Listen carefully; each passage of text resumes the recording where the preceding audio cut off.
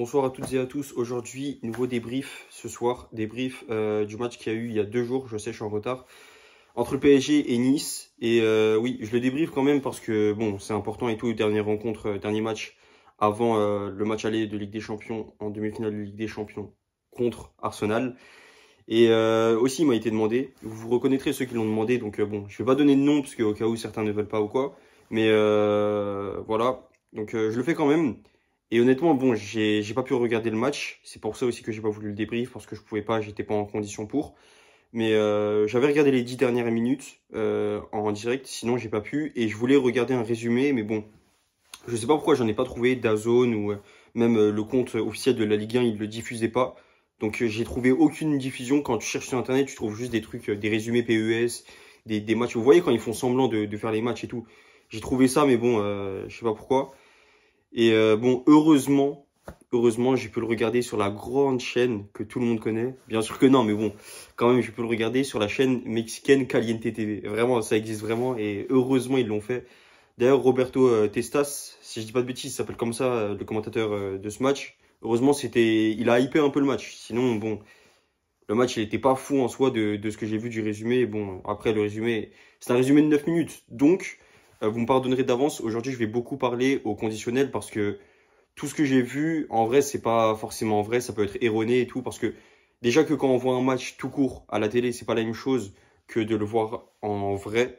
Et en plus, regarder uniquement un résumé, c'est encore moins la même chose. Et un résumé de juste 9 minutes d'un match de 90 minutes, vous vous en doutez que forcément, on perd beaucoup de matière. Donc, tout ce que je vais dire, c'est au conditionnel. Et donc, c'est pour ça, tout ce que je dis est à prendre avec des pincettes, je préviens d'avance. Bon, en tout cas, sans plus tarder, passons directement à la vidéo, c'est parti. Alors pour cette vidéo, vraiment, ça va être très simple puisqu'on va pas passer par 10 000 chemins. On va faire la composition d'équipe. On va regarder un petit peu les stats quand même puisque, bon, comme on n'a pas pu autant voir de matière, on va essayer de passer quand même par les stats pour essayer d'un peu se mesurer, voir comment a été le match, comment est-ce qu'il a pu se dérouler à peu près.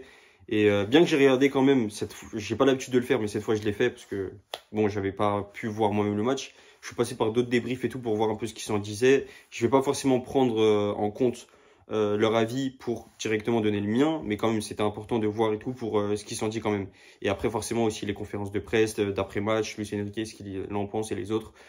Quand même tout ça, ça compte. Surtout quand on n'a pas vu un match, c'est encore plus dur de se fier uniquement à son avis à soi. Et ensuite après les statistiques, on passera à quelques images où j'essaierai de vous montrer, surtout du coup à ce qui compte par rapport au but et les arrêts. C'est les deux choses qui comptent le plus je pense dans ce match.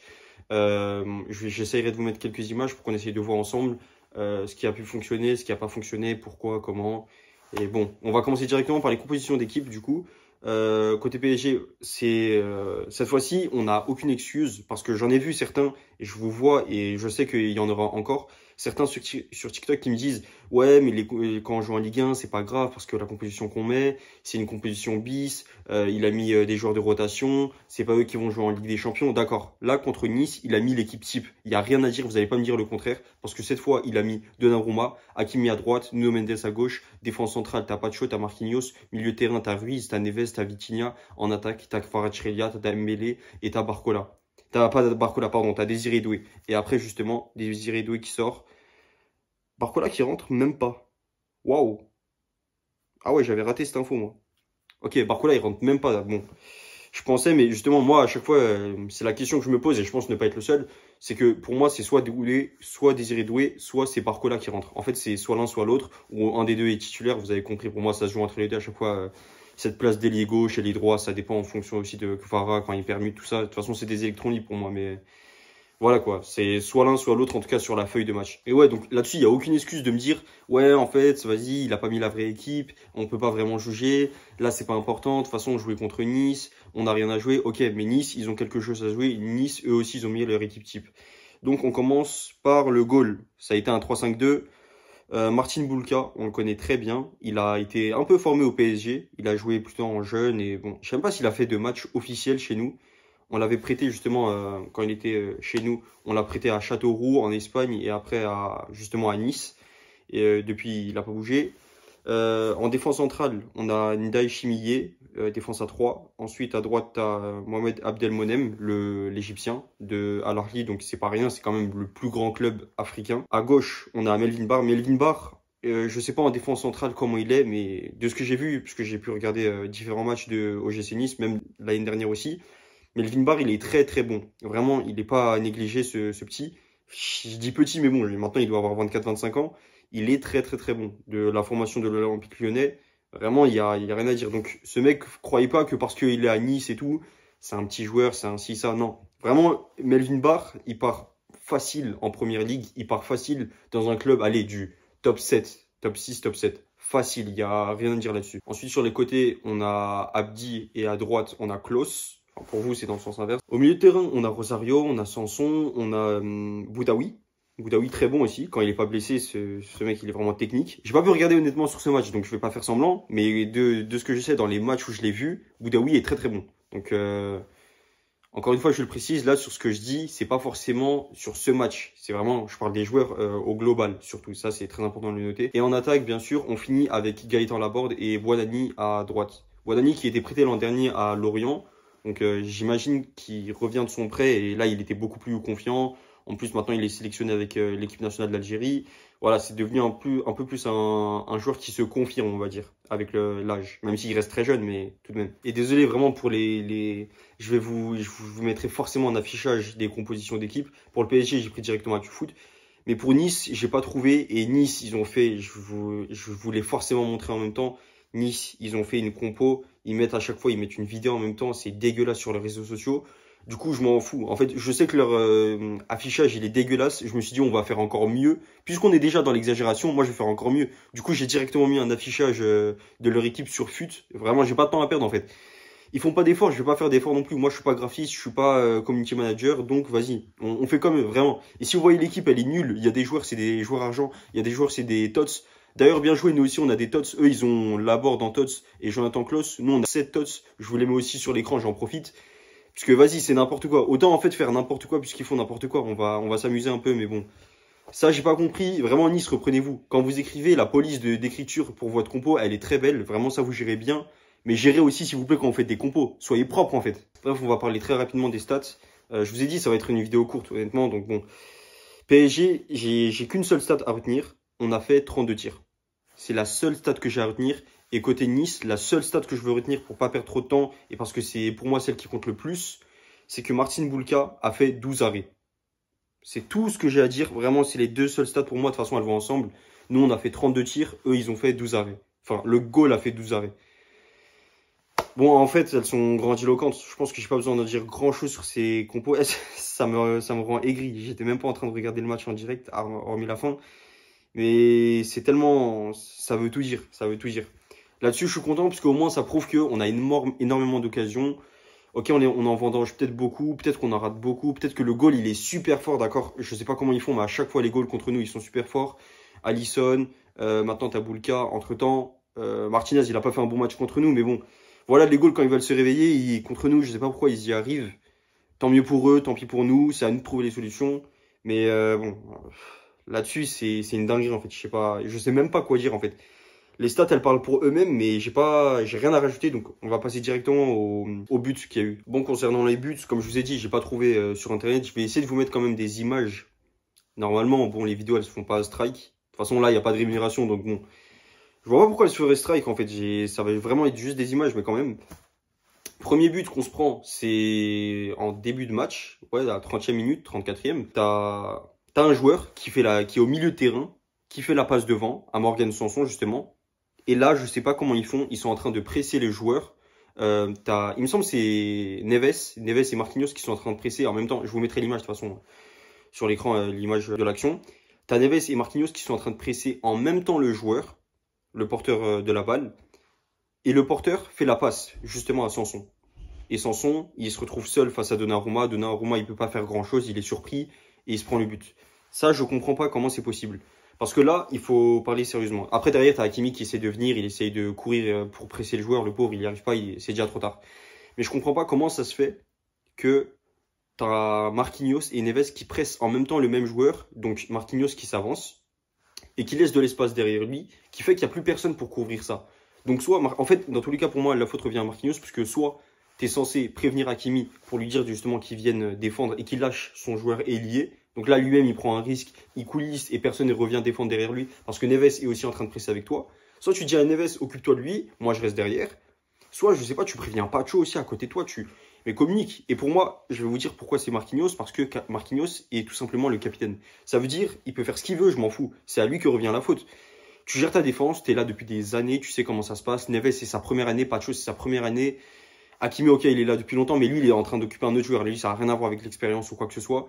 C'est pas une question d'intégration, mais là, Marquinhos, c'est à toi de communiquer, fais des choses, essaye de gérer ton équipe en fait. Et essaye de gérer. C'est pas normal, c'est pas à eux de faire plus.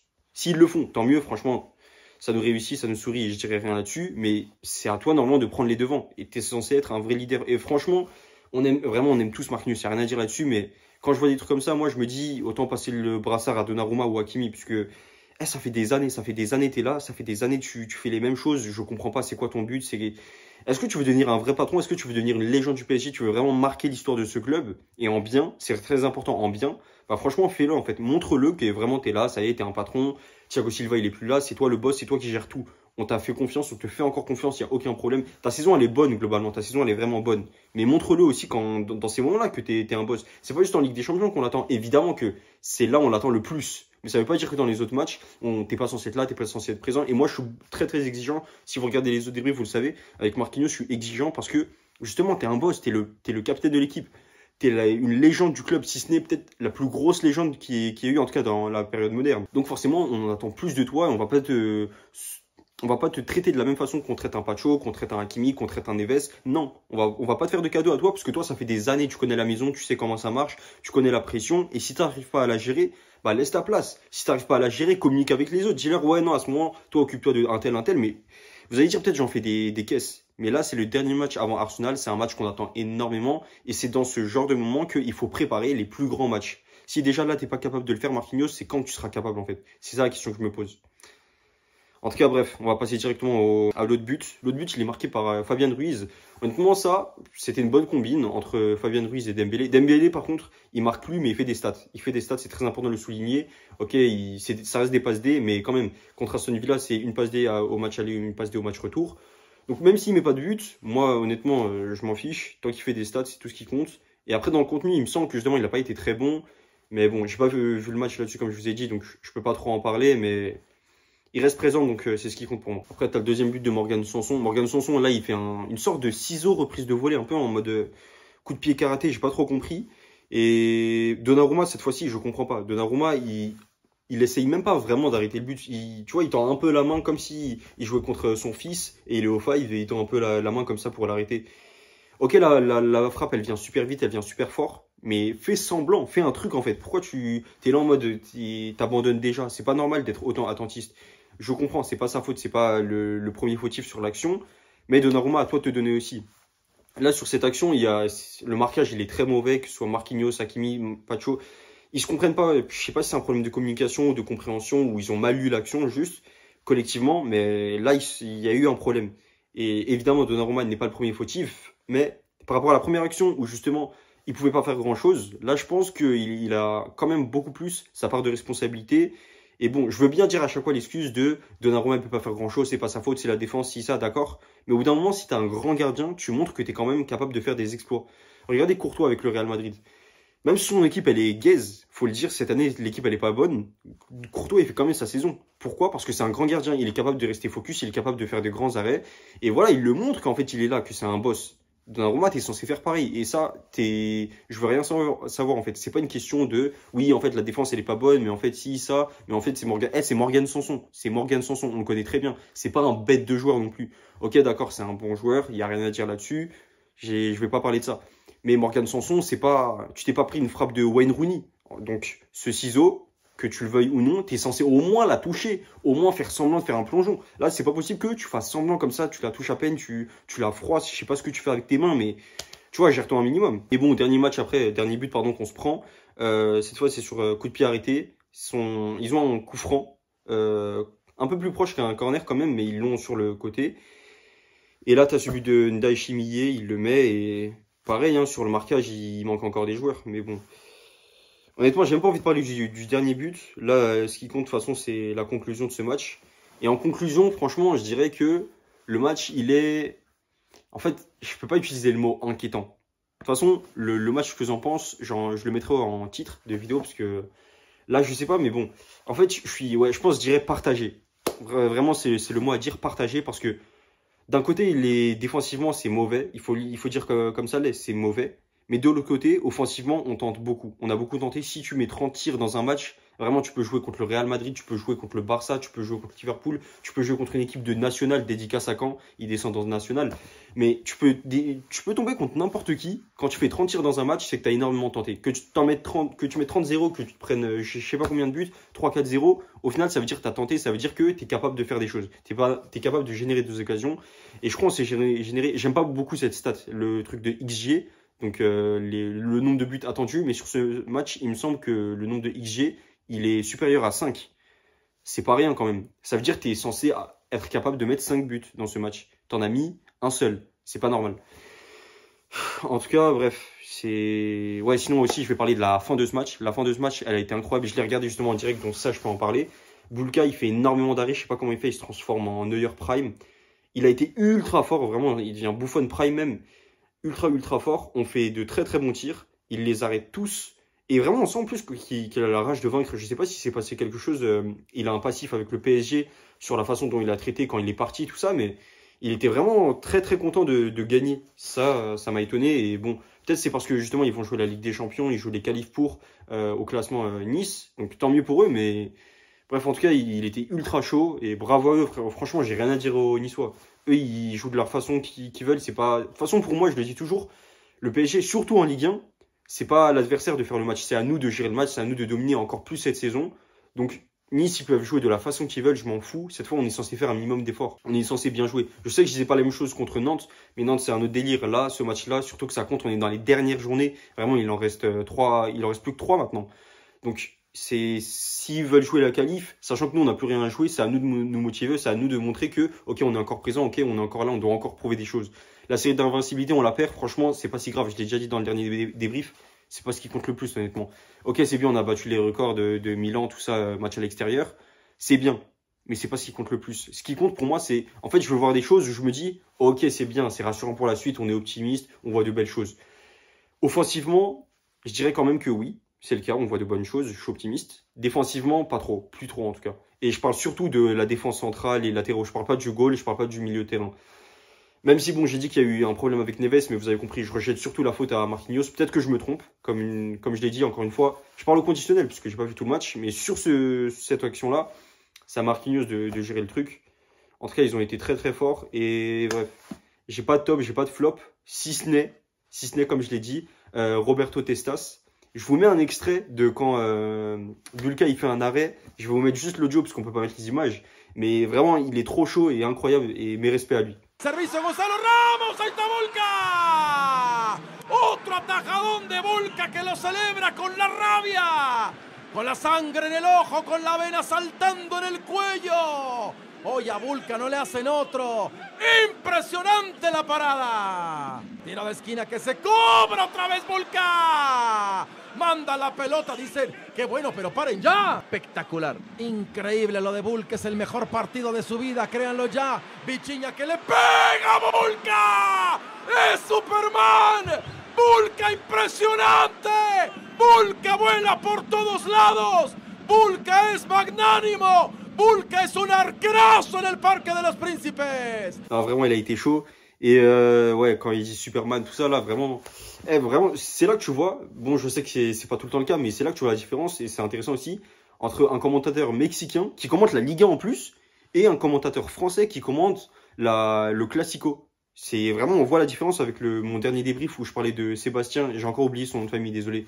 Mais bref, ça, c'était intéressant aussi de le voir. Voilà, on voit les différentes cultures, les différents commentaires. Je sais que forcément en France, ils commentent pas tous comme ça. D'habitude, ils sont très bons. Enfin, en tout cas, ils sont corrects. Mais là, ce commentateur, il fallait en parler parce qu'il n'a pas été bon. Il faut le dire aussi. Il faut le dire quand c'est bon, il faut le dire quand c'est mauvais. Donc là-dessus, moi, je reste honnête. Et ouais, franchement, c'est tout ce que j'avais à dire pour ce débrief. N'hésitez pas à liker, commenter, partager, me dire ce que vous en pensez, me le dire en privé, aller sur mes différents réseaux sociaux. Merci pour donner la force. On se retrouve une prochaine fois. Salut.